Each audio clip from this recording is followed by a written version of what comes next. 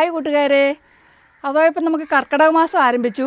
നമുക്കറിയാം ഞാറ്റുവേല നമ്മുടെ കേരളത്തിലെ കർഷകർക്ക് ഏറ്റവും നല്ല ഒരു സമയമാണ്.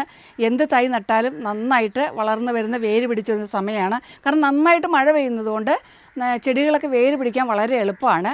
അപ്പോൾ നമുക്ക് എന്താ പറയുക, ഇപ്പോൾ ഈ കണ്ടോ, ഇതൊക്കെയാണെങ്കിൽ നന്നായിയാണ് നിൽക്കുന്നത്. പിന്നെ തക്കാളി കണ്ടോ, തക്കാളി പൊതുവെ മഴക്കാലത്ത് അത്ര നന്നാവാറില്ല. പക്ഷേ മുകളിൽ ഈ ഗ്രീൻ നെറ്റ് ഇങ്ങനെ കെട്ടിയിരിക്കുന്നതുകൊണ്ട് അധികം മഴ കൊള്ളാതെ തക്കാളിയൊക്കെ നന്നായി നിൽപ്പുണ്ട്. അപ്പോൾ നമുക്കിതിന് ഇന്ന് വളമിട്ട് കൊടുക്കണം.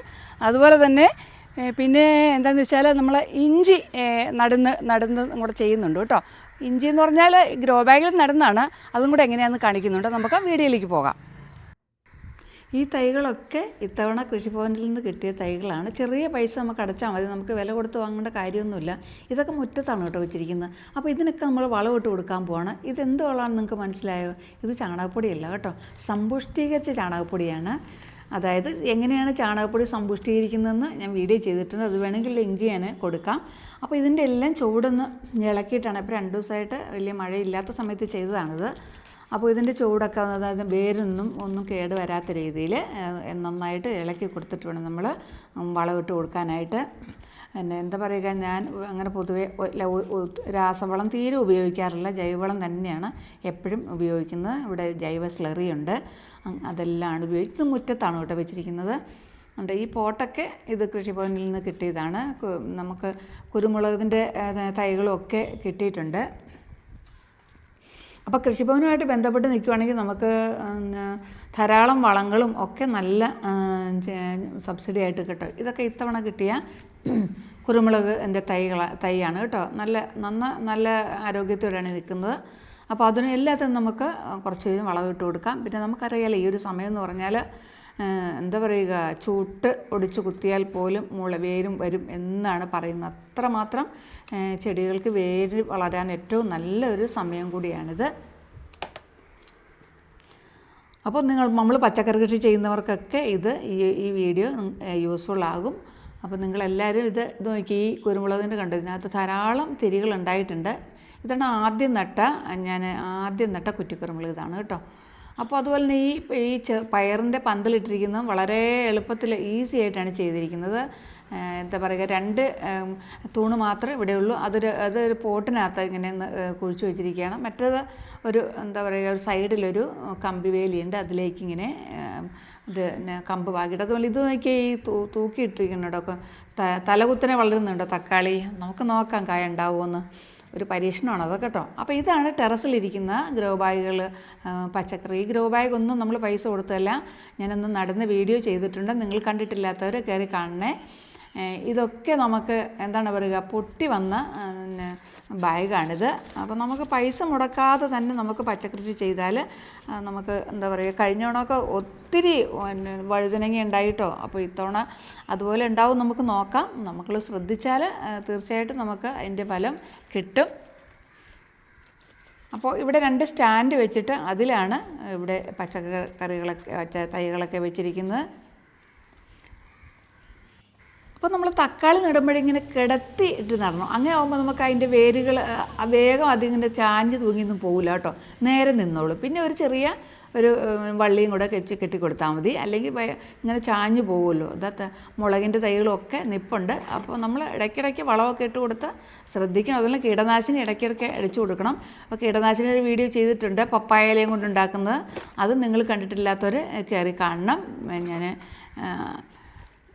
എൻ്റെ സ്ക്രീനിൽ അത് കൊടുത്തേക്കാം. അപ്പോൾ എല്ലാത്തിനും നമ്മൾ വളമൊക്കെ ഇട്ട് കഴിഞ്ഞു കേട്ടോ. ഇനി നമ്മൾ പറഞ്ഞല്ലോ ഇഞ്ചി നടുന്ന കാര്യം. ആ ഇഞ്ചി നടുന്ന വീഡിയോയും കൂടെ ഇതിനകത്ത് കാണിക്കുന്നുണ്ട്. നട്ട് കഴിഞ്ഞപ്പോൾ ഒന്ന് നനച്ചു കൊടുക്കണോ, അല്ല വളമിട്ട് കഴിഞ്ഞപ്പോൾ ഒന്ന് നമ്മൾ നനച്ചു കൊടുക്കണം. അങ്ങനെ നനച്ചു കൊടുക്കുകയാണ്. ഇത് അന്നൊരു ദിവസം മഴയില്ലാത്ത ദിവസമായിരുന്നു കേട്ടോ. അപ്പോൾ ഇഞ്ചി എന്ന് പറഞ്ഞാൽ ഞാൻ വലിയ ഇഞ്ചി കൃഷിയും ചെയ്യുന്നത്, നമ്മുടെ വീട്ടിലേക്ക് ആവശ്യത്തിലുള്ള ഇഞ്ചി എൻ്റെ ഒരു ഫ്രണ്ട് തന്നതാണ് ഈ ഇഞ്ചി. നോക്കിയപ്പോൾ അതിന് നല്ല മുളയൊക്കെ വന്നു തുടങ്ങിയിട്ടുണ്ട്. അപ്പോൾ ഞാനെടുത്ത് മാറ്റി വെച്ചിരുന്നു കേട്ടോ. അപ്പോൾ അത് ഞാൻ 2-3 ഗ്രോ ബാഗിലായിട്ട് നടാൻ പോവാണ്. അപ്പോൾ നമുക്കിത് എന്താ പറയുക, ചെറിയ ചെറിയ പീസുകളാക്കി എടുക്കണം. അതായത് 2 മുളയെങ്കിലും ഉള്ള ഒരു പീസാണ് നമ്മൾ എടുക്കേണ്ടത് നടാനായിട്ട്. അപ്പോൾ 2 മുള ഉള്ളത് നമ്മൾ ഇങ്ങനെ ഓരോന്നോരോന്നായിട്ട് എടുക്കുന്നുണ്ട്. പിന്നെ നമ്മൾ ബാക്കിയുള്ളത് നമുക്ക് കറി വയ്ക്കാനൊക്കെ ആയിട്ട് ഉപയോഗിക്കാം. അപ്പോൾ അതിങ്ങനെ മാറ്റി വയ്ക്കാം കേട്ടോ. അപ്പോൾ എല്ലാം നമുക്കിതുപോലെ ഒന്ന് മുറിച്ച് ഇതുപോലെ കൈ കൊണ്ട് അങ്ങോട്ട് ഒടിച്ചെടുത്താൽ മതി. നിങ്ങളൊക്കെ ഇതുപോലെ എങ്ങനെയാണ് ഗ്രോ ബാഗിൽ ഇഞ്ചി നടുന്നതെന്നൊന്ന് നിങ്ങൾ കമൻറ്റ് ചെയ്യണേ. വീഡിയോ ഇഷ്ടമെങ്കിൽ നിങ്ങളൊന്ന് ലൈക്ക് ചെയ്തേക്കുക. അതുപോലെ എൻ്റെ ചാനൽ ആദ്യമായിട്ട് കാണുന്നുണ്ടെങ്കിൽ ഒന്ന് സബ് ചെയ്ത് സപ്പോർട്ട് ചെയ്യണം. ഫേസ്ബുക്കിലാണ് കാണുന്നതെങ്കിൽ നിങ്ങളൊന്ന് ഫോളോ ചെയ്യണേ. അപ്പോൾ അത് കണ്ടോ, ഇതൊക്കെ നല്ല ആരോഗ്യമുള്ള മുളയാണ്. അപ്പോൾ എല്ലാം ഒടിച്ചെടുത്തിട്ടുണ്ട്. ഇനി നമുക്ക് നമ്മൾ നട്ടു കൊടുക്കണം. അതായത് ഗ്രോ ബാഗിൽ അറിയാമല്ലോ നമുക്ക് കുറച്ച് മണ്ണ് വേണം. പിന്നെ കരിയിലൊക്കെ ഉണ്ടെങ്കിൽ നമുക്ക് എളുപ്പമുണ്ട്, വളരെ കുറച്ച് മണ്ണൊക്കെ മതിയാവും. അപ്പോൾ ഇവിടെ നടാൻ പോകുന്ന ഇതിൽ നേരത്തെ തന്നെ മുളകിൻ്റെ തൈ നട്ടിരുന്നതാണ് കേട്ടോ. അപ്പോൾ ആ ഗ്രോ ബാഗിൽ തന്നെയാണ് ഞാനിപ്പോൾ നടാൻ പോകുന്നത്. ഇതിനകത്ത് 2-3 മുളകിൻ്റെ ചീനിത്തൈ നിൽപ്പുണ്ട്. അതൊന്ന് പറിച്ച് മാറ്റുവാണ്. പറിച്ച് മാറ്റിയിട്ടത് വേറെ ഒരു സ്ഥലത്തേക്ക് നടുന്നുണ്ട്. ഈ സമയമാകുമ്പോൾ നട്ടാൽ പറിച്ച് നട്ടാലും കുഴപ്പമൊന്നും വരില്ല. അപ്പോൾ ഇത് ഇച്ചിരി വിസ്തൃതമായ ഒരു 2-3 ഗ്രോ ബാഗാണ്. എന്താണ് ചാക്ക് തന്നെയാണ് കേട്ടോ. ഇത് ഞാൻ തമിഴ്നാട്ടിൽ പോയപ്പം വാങ്ങിച്ചതാണ്. അവിടെ ഒരു വലിയൊരു മേള നടക്കുമല്ലോ, കാർഷിക മേള. ആ സമയത്ത് അവിടെ നിന്ന് വാങ്ങിക്കൊണ്ട് വന്നതാണ്. ഇതിലെല്ലാം കൊണ്ട് വളരെ വില കുറവാണ് ഇതിന്. അപ്പോൾ ഇതിൻ്റെ മുകളിലേക്ക് നമ്മുടെ ഈ സമ്പുഷ്ടീകരിച്ച ചാണകപ്പൊടി കുറച്ചിട്ട് കൊടുക്കുന്നുണ്ട്. അപ്പോൾ ആദ്യം അതിൻ്റെ ചൂട്ടി കിടക്കുന്നതിന് കുറച്ച് മണ്ണൊക്കെ ഉള്ള കുറച്ച് വളമൊക്കെ ഉള്ള മണ്ണാണ്. നന്നായിട്ട് ഇളക്കി കൊടുക്കണം കേട്ടോ. നല്ല ഇളക്കം ഉണ്ടാവണം. വീണ്ടും കുറച്ചുകൂടി അതിൻ്റെ മുകളിലേക്ക് കുറച്ചുകൂടി മണ്ണിട്ട് കൊടുക്കുന്നുണ്ട്. ചുമന്ന മണ്ണാണ് ഇട്ട് കൊടുക്കുന്നത്. അതൊന്ന് സ്പ്രെഡ് ചെയ്തിട്ട് നമ്മൾ ചെറിയ കുഴികളെടുത്തിട്ട് ആണ് ഇഞ്ചി നടാൻ പോകുന്നത്. നമുക്കറിയാമല്ലോ ഇഞ്ചി നടുന്നത് എങ്ങനെയാണെന്ന് നമുക്ക് എല്ലാവർക്കും അറിയാവുന്ന കാര്യമാണ്. പിന്നെ പുതിയ കൃഷിക്കാരൊക്കെ ഉണ്ടെങ്കിൽ അവർക്ക് വേണ്ടിയാണ് ഞാൻ ഇത്ര വിശദമായിട്ട് പറഞ്ഞു തരുന്നത്. അപ്പോൾ ഇനി കുഞ്ഞു കുഴികൾ നമുക്ക് എടുത്തിട്ട് ഇഞ്ചിയുടെ മുള അതിൻ്റെ മുകളിലേക്ക് വരുന്ന രീതിയിൽ നമുക്ക് വെച്ച് കൊടുക്കാം. നമുക്ക് വീട്ടിലുപയോഗത്തിനൊക്കെ ഇത്രയൊക്കെ മതി. 2-3 ഗ്രോ ബാഗിൽ നട്ടാൽ നമുക്ക് ആവശ്യത്തിനുള്ള ഇഞ്ചി നമുക്ക് പറിക്കാം. അപ്പോൾ ഇതുപോലെയാണ് കുഴിയിൽ വെച്ച് കൊടുക്കേണ്ടത്. ഇനി അത് ഇട്ട ശേഷം നമ്മളതിൻ്റെ മുകളിൽ കുറച്ചുകൂടെ ഒന്ന് മണ്ണ് ഇട്ട് കൊടുക്കേണ്ട ആവശ്യമുണ്ട്.